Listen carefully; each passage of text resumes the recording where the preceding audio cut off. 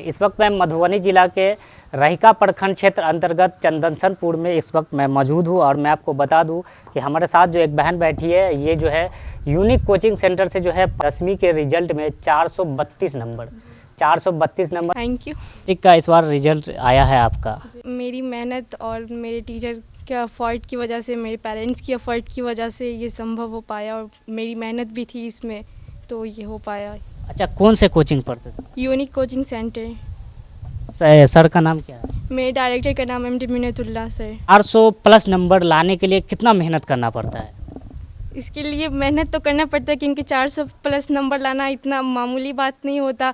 मैंने 5 घंटा मेरा कोचिंग टाइम रहता था, उससे मैं घर पे 4-5 घंटा घर पे भी सेल्फ स्टडी करती थी, इसी वजह से मेरा आ पाया 400+ नंबर। साइंस में कितना नंबर है आपका? 90 नंबर है साइंस में। पढ़ाई किस किस वक्त आप करते थे? पढ़ाई सुबह 8 बजे से लेकर 10 बजे तक तो मेरा कोचिंग टाइम था, और कोचिंग से आए उसके बाद फ्रेश होकर के मैं पढ़ने बैठ जाती थी। उसके बाद फिर उठकर फिर फ्रेश होकर फिर चली जाती थी कोचिंग 2 बजे, वहाँ से 5 बजे आती थी, तो यहाँ पर फिर शाम में 7 बजे बैठती थी तो 11 बज जाता था। आप यहाँ घर से गांव से निकल करके 1 किलोमीटर की दूरी पे जो है कोचिंग करने जाते थे। क्या ऐसा नहीं लगता कि जो है गांव घर में लड़कियों को बोला जाता है कि घर से निकल कर नहीं पढ़ना चाहिए? बहुत बोला जाता है, ऐसी बहुत सारी रुकावटें आती है, बट मेरे पेरेंट्स ऐसे नहीं है। उन्होंने मुझे गाइड किया, आपको जहाँ जाना है, जो करना पढ़िए, अच्छे से पढ़िए, ऐसे हिजाब में पढ़िए, माया में जाइए। तो मेरे साथ वो रुकावटें अभी तक तो माशाल्लाह नहीं आई है। और लड़कियां हैं जिनको रोका जाता है, बट उन पेरेंट्स से बस इतना ही कहना चाहूँगी मैं कि अपनी बेटियों को मत रोकिए, क्योंकि मुझे लगता है कि हर लड़की को अपने पैरों पर खड़ा होना बहुत ज़रूरी है। लड़की को भी ज़रूरी होता है अपने पैरों पर खड़ा होना। अच्छा, मोबाइल आप इस्तेमाल करते हैं? जी हम कितना घंटा इस्तेमाल करते हैं? 1-2 घंटा। 2 घंटा। जी। आप मोबाइल भी इस्तेमाल किए, उसके बाद इतना अच्छा मार्क्स भी आपका आया 10th रिजल्ट में, कैसा महसूस? बहुत अच्छा महसूस हो रहा है और लग रहा है कि मैंने जो मेहनत किया उसका मुझे मिला, और आगे भी इंशाल्लाह मेहनत करूँगी तो मुझे कामयाबी मिलेगी। अच्छा, अभी जो 2025 में जो एग्ज़ाम देंगे 10वीं का, उसको आप क्या संदेश देना चाहेंगे? किस प्रकार से उसको पढ़ना? उसको मैं ये नहीं बोलूँगी कि आप 8 घंटा पढ़िए, 9 घंटा पढ़िए, आप भले ही 4 घंटा पढ़िए, लेकिन उस 4 घंटा को मेहनत से पढ़िए और अच्छे से पढ़िए, क्योंकि ज़रूरी नहीं होता कि हम 9 घंटा ही पढ़ेंगे तो हम इतना मार्क्स अचीव कर पाएंगे। हम 3 घंटा या 4 घंटा पढ़ के भी अच्छे से अच्छा मार्क्स अचीव कर पाएंगे। तो आप अच्छे से पढ़िए, 3 या 4 घंटा ही पढ़िए, अच्छे से पढ़िए और अच्छा फोकस करिए पढ़ाई पर। साथ कितने लड़कियां थी?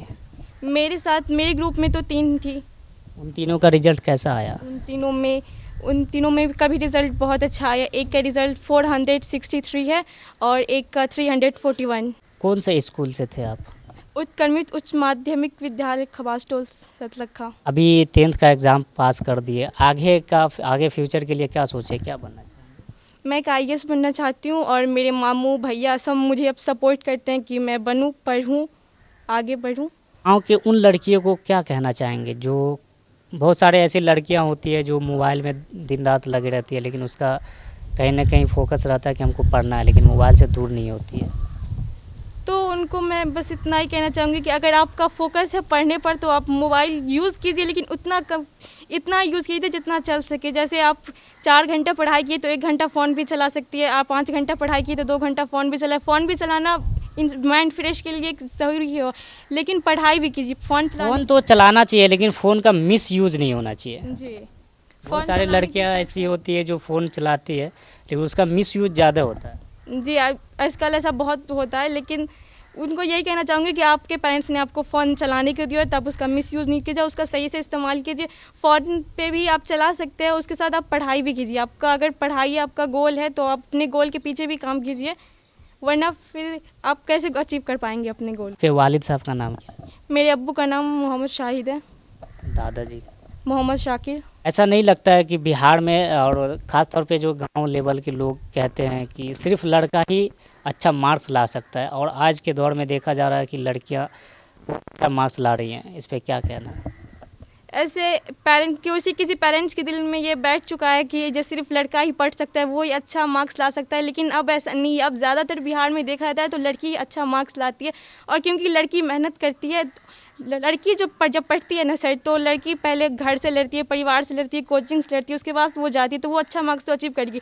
लड़का के पास कोई रुकावट नहीं होता है। लड़का कहीं ना कहीं लड़कियों को जो है शिक्षा पाने के लिए बहुत सारा कठिनाइयों का सामना करना ज़्यादा पड़ता है। कठिनाई सहना पड़ता है। कुछ लड़कियों को तो रोक दिया जाता है, अब तुम घर से नहीं निकलोगी, नहीं पढ़ोगी, अब नहीं ही जा सकती तुम। ये गलत होता है। जितनी लड़कों को आज़ादी मिलनी चाहिए पढ़ने की, उतनी लड़कियों को भी मिलनी चाहिए आज़ादी पढ़ने 832 नंबर है आपका, की। कितना खुशी हो रही है अंदर से? जी बहुत खुशी हो रही है। जा रहा है कि लड़कियां जो है एक घर में रह करके, चार दीवारी घरों में रह करके भी एक अच्छा जो है मार्क्स इस बार लाई है। और मैं अभी मधुबनी जिला के रहिका प्रखंड क्षेत्र के चंदनसरपुर गांव में